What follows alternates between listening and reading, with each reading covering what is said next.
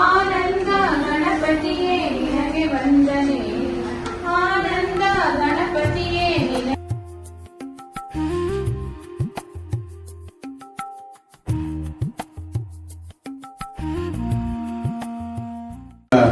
ಅಧ್ಯಕ್ಷತೆಯನ್ನು ವಹಿಸಿರುವಂಥ ಮಿತ್ರರಾದಂಥ doctor Basavanna sir ಅವರೇ, ನನ್ನ ಎಲ್ಲ ಅಧ್ಯಾಪಕ ಮಿತ್ರರುಗಳೇ, ಪ್ರಶಿಕ್ಷಣಾರ್ಥಿಗಳೇ, ಈಗಾಗಲೇ ಎಲ್ಲ ವಿಚಾರಗಳು ನನ್ನ ಬಗ್ಗೆ ತುಂಬ ಹೇಳಿದರು. ಆ್ಯಕ್ಚುಲಿ ನಾನು ಒಬ್ಬ ಅಧ್ಯಾಪಕ ಅನ್ನೋದು ನನಗೆ ಕೊಟ್ಟಿರುವಂಥದ್ದು. ಯಾಕೆಂದರೆ ನನ್ನ ಅಧ್ಯಾಪನದಿಂದ ಇವೆಲ್ಲವೂ ಕೂಡ ಗಳಿಸ್ಕೊಳ್ಳಿಕ್ಕೆ ಸಾಧ್ಯ ಆಗಿದೆ. ಯಾಕೆಂದ್ರೆ ನಾನೊಬ್ಬ ಮೇಷ್ಟ್ರಾದ್ರಿಂದ ಇಷ್ಟೆಲ್ಲ ನನಗೆ ಸಿಕ್ಕಿದ್ದೊಂದು ಸೌಭಾಗ್ಯ. ಭಾಷೆ ತಗೊಂಡಂತ ಭಾಷೆ ಮತ್ತು ತನ್ನ ಗುರು ಅವನಿಗೆ ಮಾರ್ಗದರ್ಶನ ಮಾಡಿದ ರೀತಿ ಮುಂದೆ ಒಬ್ಬ ನಾಯಕನಾಗಿ ಬೆಳೀತಾ ಹೋಗ್ತಾನೆ. ಯಾಕಂದ್ರೆ ಆತನ ಪರ್ಸನಾಲಿಟಿ ಬಗ್ಗೆ ಹೇಳೋದಾದ್ರೆ ಅಫ್ಜಲ್ ಖಾನ್ ಬಗ್ಗೆ ಬರುತ್ತೆ.